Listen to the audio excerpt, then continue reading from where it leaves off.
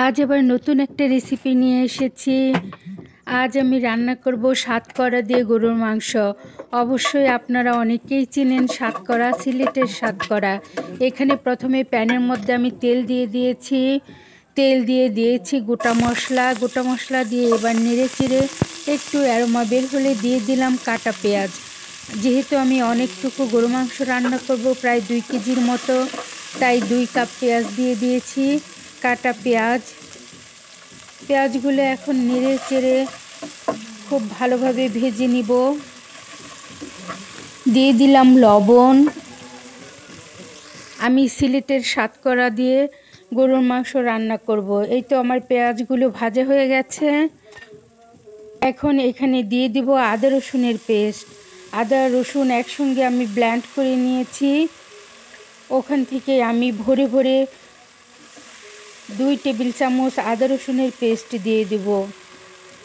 এই তো দিয়ে দিলাম আদা রসুনের পেস্ট। আদা রসুনের পেস্ট দিয়ে খুব ভালোভাবে নেড়েচেড়ে ভেজে নিচ্ছি। কিছুক্ষণ ভাজার পর এখানে আমি দিয়ে দিব জিরার গুঁড়া।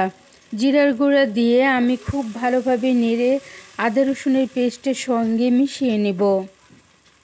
দিয়ে দিলাম জিরার গুঁড়া। এখন ভালোভাবে নেড়ে চেড়ে ভেজে নিচ্ছি। হলুদ, মরিচ, ধনিয়ার গুঁড়া আমি এখানে দিব 3 টেবিল চামচ। 1 টেবিল চামচ হলুদের গুঁড়া, 1 টেবিল চামচ মরিচের গুঁড়া, আধা টেবিল চামচ ধনিয়ার গুঁড়া, সব মিলিয়ে এখানে আমি 3 টেবিল চামচ ব্যবহার করেছি। এখন একটু নেড়েচেড়ে পানি দিয়ে আমি মশলাটাকে খুব ভালোভাবে কষিয়ে নেব। এই তো পানি দিয়ে দিলাম। এখন উপরে তেল না ওঠা পর্যন্ত আমি কষিয়ে নিচ্ছি। প্লিজ ভিডিওটা একটা লাইক দিয়ে দেখবেন।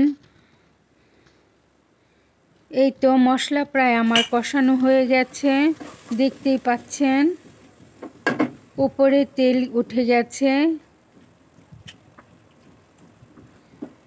এখন আমি এখানে দিয়ে দিব গরুর মাংস।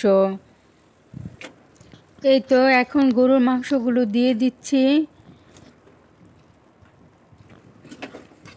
এখানে আমি হাড় সহ মাংস নিয়েছি। মাংসের সাথে হালকা হালকা একটু একটু চর্বি আছে, অন্য সব চর্বি আমি ফেলে দিয়েছি। এখন খুব ভালোভাবে ঢেকে আমি আধা ঘন্টা রান্না করব। এখন ঢেকে দিচ্ছি। আমি অফ ক্যামেরায় লবণ দিয়ে দিয়েছিলাম, স্কিপ হয়ে গেছে। এভাবে আধা ঘন্টা পর আমি আবার খুলে আবার নেড়েচেড়ে দিচ্ছি।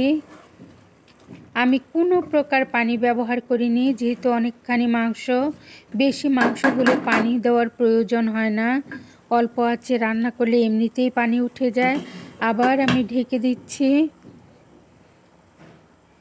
ঢেকে আমি আবার আধা ঘন্টা রান্না করব। এর মাঝে মাঝে এসে আমি নেড়ে দিব। এখন আধা ঘন্টা পর আমি এই তো দেখতে পাচ্ছেন, এটা হচ্ছে সাতকরা, সিলেটের সাতকরা, যেটা সিলেটিরা গরুর মাংসের সাথে খেয়ে থাকে। আমিও আজকে সেই সাতকরা দিয়েই মাংসটা রান্না করব। এই তো আবার খুলে দিচ্ছি। আমার মাংস প্রায় সিদ্ধ হয়ে গেছে। এখন নেড়ে চেড়ে দেখুন কতটা পানি উঠেছে। আবার পানি না শুকানো পর্যন্ত রান্না করতে থাকব। আবার আমি ঢেকে দিচ্ছি।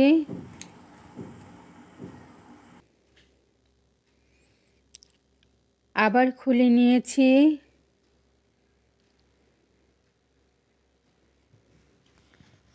এখন মাংসগুলোকে আমি খুব ভালোভাবে জাল করতে থাকব।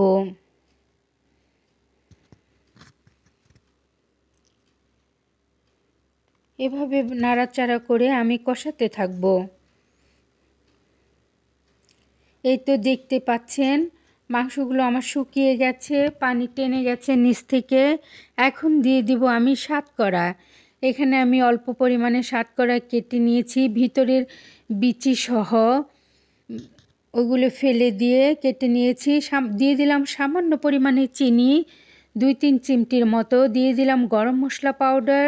সব কিছু দিয়ে খুব ভালোভাবে নেড়েচেড়ে কষিয়ে আবার ঢেকে দিব। শতকরা আমি খুব বেশি ব্যবহার করিনি, 1/4 ইঞ্চি পরিমাণ চওড়া করে কেটে ভিতরের বিচি ফেলে উপরের খোসাটা ছিলে আমি 3 টুকরা দিয়ে দিয়েছি। দেখতে পেয়েছিলেন। এই তো আমার রান্না শেষ হয়ে গেল, শতকরা দিয়ে গরুর মাংস রান্না। সবাইকে অসংখ্য অসংখ্য ধন্যবাদ। আসসালামু আলাইকুম।